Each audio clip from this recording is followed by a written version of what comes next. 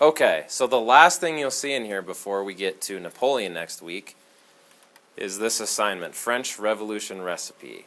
And you will see, I think, Robespierre's head. Hard to keep it straight because there's been a lot of heads in this story. Before you look at the Google Doc, here's the rubric. And one of my favorite things about Canvas is it makes you look at the rubric when you're on the assignment and when you go to turn it in. So, I like simple rubrics. 4 criteria. You either do it or you don't. So it's either 4 or 0. You need to have at least 8 causes of the French Revolution. At least 8 causes. They will be the ingredients in your recipe. You need amounts on each of those. So you don't just say a King Louis, a Marie Antoinette, and a 3-estate system. How much of each of those? So think of it like weighting them. The more you put in, the bigger you're saying that cause is. Okay? You need instructional steps that show what do I do with the ingredients. So some of you that don't cook, we're not going to actually cook, you just have to write a recipe. I think of it like this. The first thing to do is get out all the ingredients you're going to need. Because the worst thing you can do is start cooking something and go, oh shoot, halfway through I don't have that ingredient. And you're in trouble. I know because I've done that before. Once you have those out, now what do? Mix these two, stir these in, bring this to a boil. That's where the verbs come in. You need at least 5 cooking verbs and cooking steps. The last thing is you need to show the end result of the French Revolution with your finished product. Like, what do we get out of this? Because we said from the very first day, is it radical new direction or full circle right back where you started revolution? Which one is it? Oh, it's radical. It was radical, but then what happened in the end? Oh, they became Right back where we started with Napoleon instead of a king. Okay? So, we'll talk about how you show that. This little link has a Google Doc because some of you steal my ideas. I made you a sample recipe about a different revolution, so you can't steal my ideas or you'll be wrong. Have you ever had a kid copying yours into theirs? No, because none of these would make sense for the French Revolution. Okay?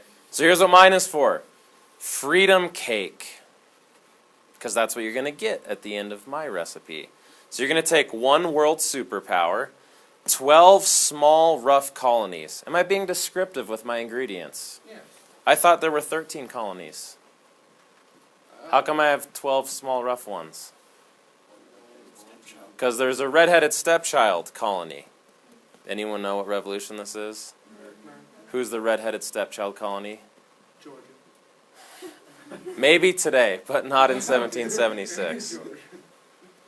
Massachusetts, right? One disconnected despot. Who's that? Okay, disconnected, out of touch, sounds like King Louis. Despot, like rules like a jerk with iron fist. A smattering, so like a little bit of outspoken patriots. 3 crates of cheap East India Company tea. A mouthful of intolerable acts. A handful of extra spicy Sons of Liberty. 2 rolls of stamps. A heaping tablespoon of common sense. And 5 ounces of Boston Massacre extra bloody. Was I really descriptive with all of those ingredients? Did I give you a highly specific amount of each of those ingredients?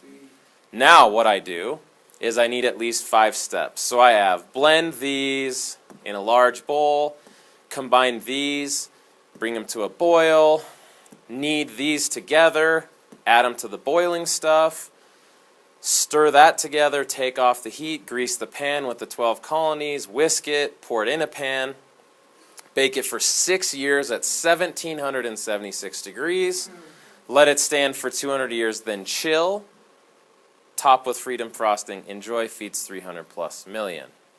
Okay? Now, you guys know this. I am not a fan of saying, here's multiple choice, here's a short answer, take a normal test. Because A, that's not fun, for you or for me. And sometimes there's better ways to say, do I know the causes of the American Revolution if I can create that? Plus, is it way more interesting and engaging? Oh yeah. So you're going to do the same thing for the French Revolution. Okay? If you're not a good cook, you don't have to cook anything. Interruption. Teachers, at this time, will you please release the indoor track athletes? Good luck this weekend. Good luck. discussion, this, and your terror sourcing document are due Sunday. Okay? If you want to steal some things from me, none of my ingredients match up to your revolution, so you can't steal them. But I give you a whole paragraph of cooking verbs. If you're not a person who hangs out in the kitchen much, okay? Would my recipe actually make anything? No. No. 1776 degrees, I think I burned my cake. Well, it's hard to cook a world superpower. It is. Okay, literally it is. But that fits a detail like how many years it took or how many people are in America today. And notice all the way back to the beginning, what was my end result? Freedom cake. Because I'm saying that's what we got out of the American Revolution. That is not what you're going to get out of the French Revolution. Okay? Full circle, crazy, radical, back with Napoleon. Okay? And lots of blood and heads around the loop. So, here's the first thing we need to pick. A French dish. The only thing you need from this is the name of the dish. You don't need the actual recipe. You don't need to know what's really in it, because you're going to put starving peasants and fat, lazy kings in it, not chicken and flour and salt and butter. So, if you remember our favorite recipe website from when we cooked our kosher meal for our Jewish house guest, I like all recipes. I don't care what you use, but I think this is the best. You can just search at the top bar for French recipes. You can pick breakfast, dinner, dessert, appetizers. It doesn't matter. It just has to be French. If you have a favorite French dish, awesome. All you need to know is the name of it. So, for example, I love eclairs. Has anyone ever had an eclair or know what those are? What are eclairs? They're like cream puffs with chocolate on top. But like donut-sized cream puff. So it's not like a little tiny one. And they have chocolate frosting on top. So you could make a French Revolution version of those. Okay? One of my favorite desserts, has anyone ever had creme brulee? Creme brulee is amazing. Even Tim, who hates France, has to say, props to you guys for creme brulee. It's kind of like a custard, and then they take like a torch or something and heat it up so it gets crusty on top. Say that again? From a restaurant, or someone made it for you, or what? I've never had bad creme brulee, but I believe that. Okay? French toast and French fries are not French. They eat that in France, but they don't call it French toast. Oh, really? We can't have...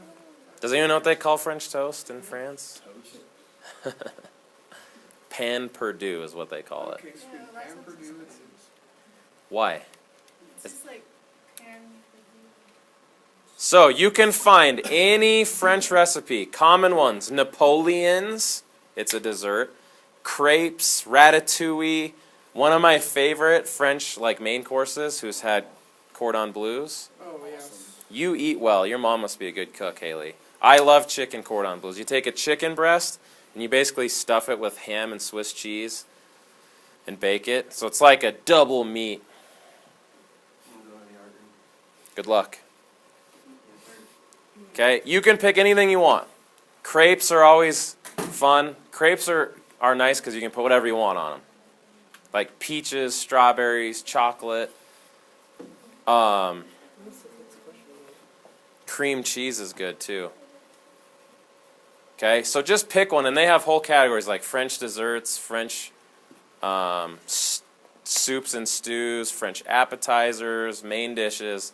All you need is the name of the dish. Okay, you do not need the ingredients list. You don't need to know what it even makes.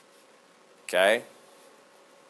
I always bring something French to eat on this day. So, how many of you have cereal somewhere at home that you could acquire? And then keep your hand up if you also have yogurt. Okay, instead of putting milk on your cereal, what could you make yourself for breakfast? Okay, what do you call that? So, parfait. And sometimes people think of ice cream, but you can go yogurt. So here's what I did for breakfast. I went yogurt, strawberry yogurt, and then blackberries, and then granola. And you can layer it like that. It's awesome. So you can make a French Revolution parfait and layer whatever ingredients you want. You wouldn't put granola, maybe some starving peasants, some Robespierre, some terror. Then some King Louis's head, Marie Antoinette's head, and some jewelry. And you could make like a layered parfait with your ingredients. So pick anything you want. Then you're just going to take the name of that and say, how do I turn that into the French Revolution edition? Like my normal cake was freedom cake. So some words that might show up: bloody, revolutionary, Napoleon or Napoleonic, emperor, because that's what he's going to call himself. Or you could have like a something full circle, because you go through this crazy radical terror phase, but you end up right back how you started with an autocrat running France. Okay? So you got to have 8 ingredients, weight them, be descriptive, be creative. 5 steps on how to mix them and do the things before you actually cook it, and then show what we get as a result. Okay? And then don't forget your discussions due Sunday at midnight, your posts, 2 replies. And if you weren't here Monday and Tuesday, we did the Reign of Terror sourcing, that's due Sunday too. Okay?